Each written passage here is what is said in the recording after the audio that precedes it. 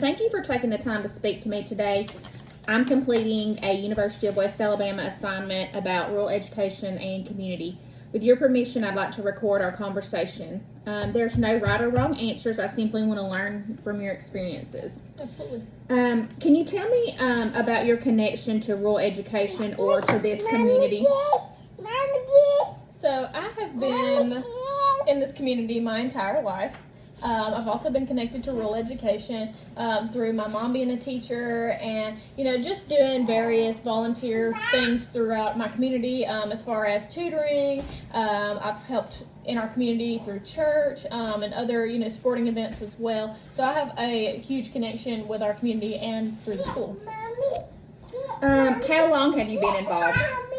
I've been involved my entire life, honestly, through being a student at said rural school and through volunteering. And now I'm school counselor at a rural school as well.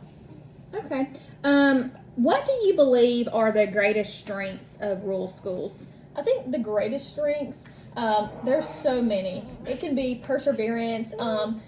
There's so many things that we don't have access to, and our students, no matter if we have the funding for it or not, they always make a way. Our administration is great with that, also making a way for us to be able to provide students opportunities even if we don't have resources. Can you share a personal example of that?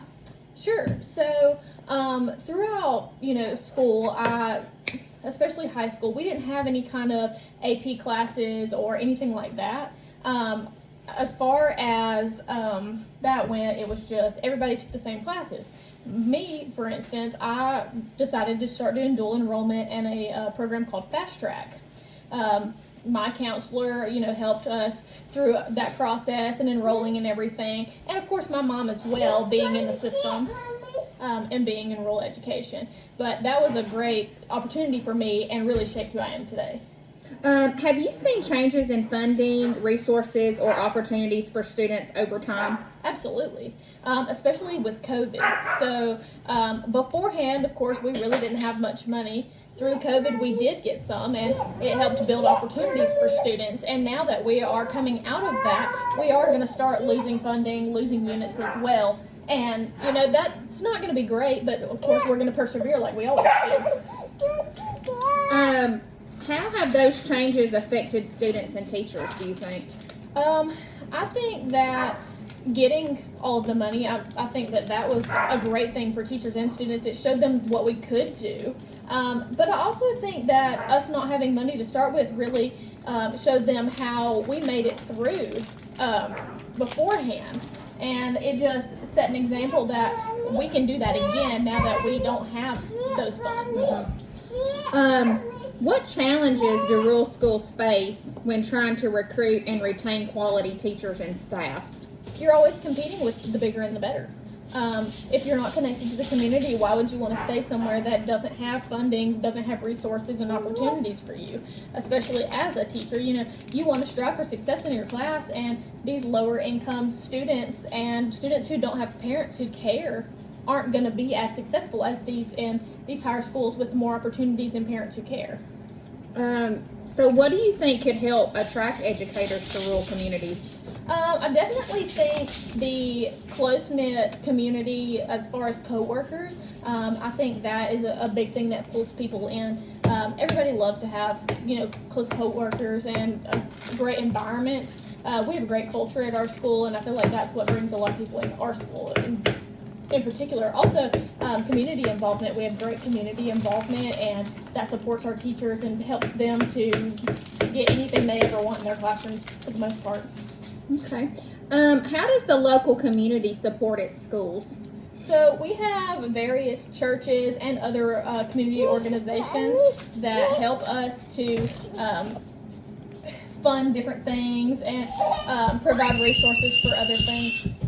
Also volunteer for us. It may be reading to the students, and it may be giving funding, it may be feeding the students or feeding the teachers, but it's always something they're going above and beyond to make sure that we can be successful in our schools. Are there community partnerships that have made a difference in your community? Absolutely. So we have two churches for the most part that really help us, and also it's called the Arley Women's Club, and they really support us funding wise, volunteer wise. I mean, anything they can do to help, they really push into the schools and try to support us any way they can. Okay. In what ways do the schools strengthen or benefit the community?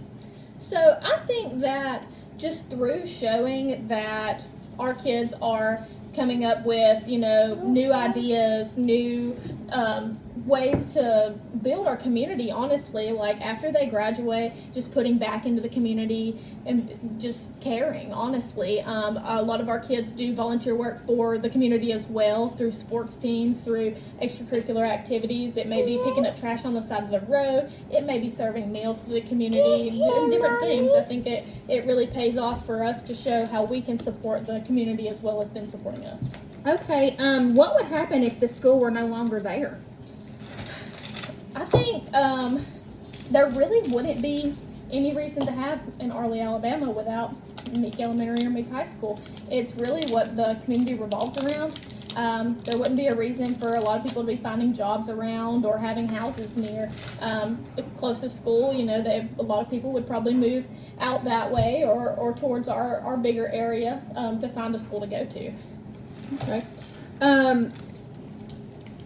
Do you think students in rural schools have the same educational opportunities as students in larger districts? I don't. I absolutely do not feel that way.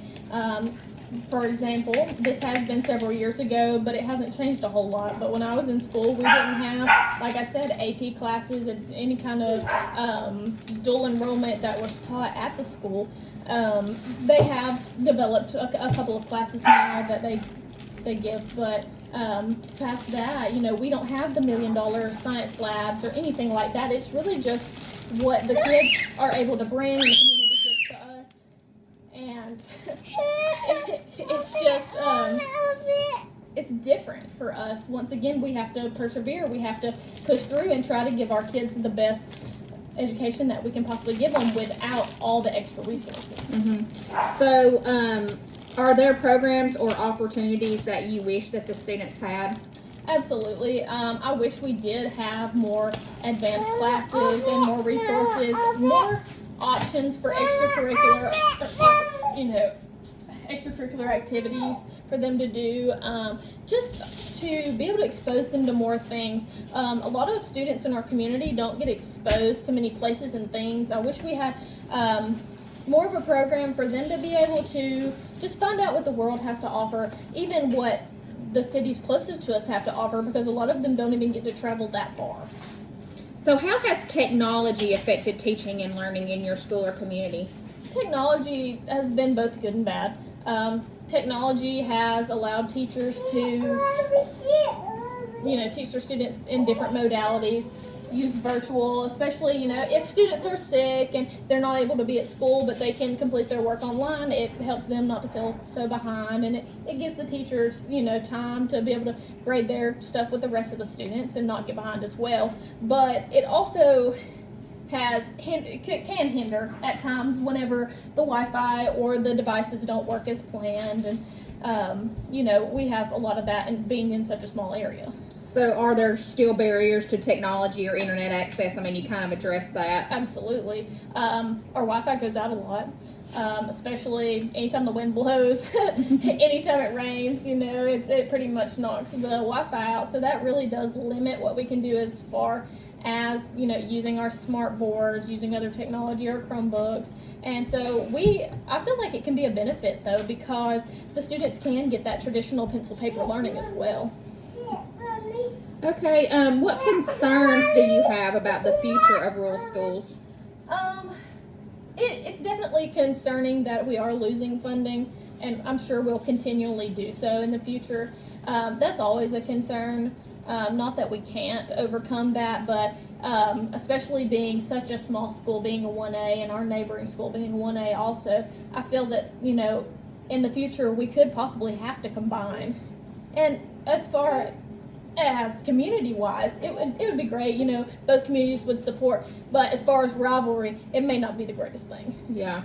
So what gives you hope for the future for rural schools? I think just the small town feel, the individualized education that these kids get, just it being so small, I think that people are going to want to go back to that and really let their kids, you know, be in that small environment, be one-to-one with the teacher, be close with their community. I don't think that being in these big schools and all the technologies for everyone. Mm-hmm. And I feel like people will continue to want to support our community and want to continue to help do whatever we can to keep our schools open. Okay, so what concerns do you have about the future of rural schools? My concern mainly is that they're going to start to disappear. You know, we're going to have to start combining, being so small, that we're going to lose funding continually, and we're going to inevitably lose the benefits to having rural schools in our areas. So what solutions do you think could improve education in rural areas? Of course, you know, continual involvement through our community, that's really what helps us have what we have now. But I guess if we could ever get more funding, if that was a solution, that would help a lot of our problems. Being a rural school, once again, we don't have much money. We don't have many resources just right there at our fingertips. Mm-hmm. If that could be a solution, of course, it may not be, but if it could be, that would be something that really would help us out to be able to have access to big, you know, pots of funding and resources that we could continually use. Okay, so if you could make one change today, what would that be? One change that I would make, honestly, it's so hard to make changes when you already have such a great place. But I think I would make the change of having more AP classes, more advanced, to push kids, you know, into further education, whether it be some kind of trade or going to college, you know, just something to push them further after high school. Is there anything about rural education that people outside the community often misunderstand? Absolutely. They misunderstand a lot how much money we get, how much resources really cost, how much our technology, you know, and Wi-Fi affects their learning, and, you know, of course, when we lose Wi-Fi, it's not as easy to do the things that we want to get done. Mm-hmm. So is there anything else you'd like to share about your experiences with rural schools or your community? Absolutely. I just think that rural schools, especially the one in my community, have a special place. I mean, we have done really well for ourselves as far as achievement testing. We had an A on our report card, and I feel like that really shows what a small school, a small rural school can do, despite all the barriers we have. Okay. Thank you so much for sharing your experiences. Your perspective will help me better understand the unique strengths and challenges of rural education. I just appreciate you interviewing with me today. Thank you so much. you.